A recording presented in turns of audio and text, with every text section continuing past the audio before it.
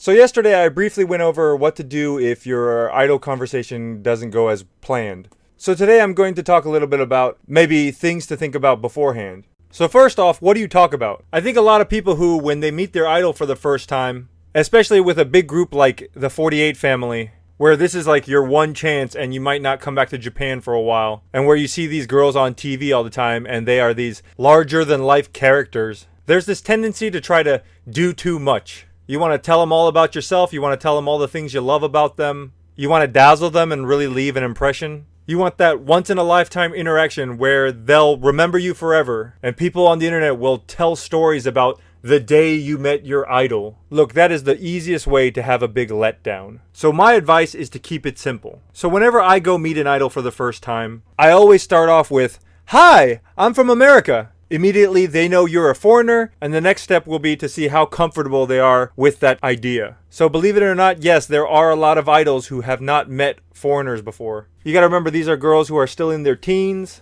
and one, they may not have been in a position where they've been able to travel outside of Japan, and two, Japan is not exactly the most diverse country in the world. So there is a possibility that when you approach an idol, she will clam up. I've had it happen to me on a couple occasions. And the only advice I can give you about that is to just stay loose and have fun and keep your energy up. Because if she clams up and then you clam up, it's all gonna go downhill. I also wouldn't recommend some sort of pre-planned statement, especially if Japanese isn't a language that's comfortable for you. I've seen people try to memorize lines before they go in, and it's great if you're confident enough to pull it off, but you gotta remember, language is two ways. Let's say they do understand you and they're very flattered. You've now set yourself up for a response that maybe is beyond your ability, which will probably kill the conversation and make you look kind of foolish. From my personal approach, I'll always kind of talk to idols about basic things like, hey, where you're from, or what kind of hobbies do you enjoy. Also, another tip I'd recommend is to recognize what English words Japanese people are more likely to be familiar with, and also to know how to pronounce them in the Japanese way. If you watch a lot of TV shows or anime, you could potentially already have practice in this.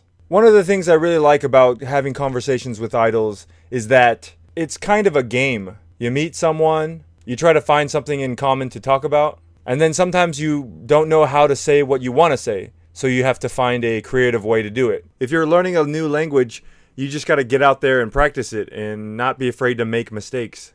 And that'll lead to my last tip, which is to stay loose and have fun. I know it's easy to say, but hard to do. And it's great when the idol creates the energy and you feed off of it. But you are in control of the situation more than anyone else is. And if you can harness that ability, you will always have a great idol conversation. If you watch the Japanese fans, they're the best at this. You'll see them be loud and bright and animated. They're not afraid to crack jokes or make fun of themselves. I really learned a lot just by observing those other fans. I think maybe that's another really great tip also. So anyways, thanks for listening. I've got some more videos coming down the pipeline. If you have any questions, make sure to leave them in the comments. And we'll see you soon. Bye.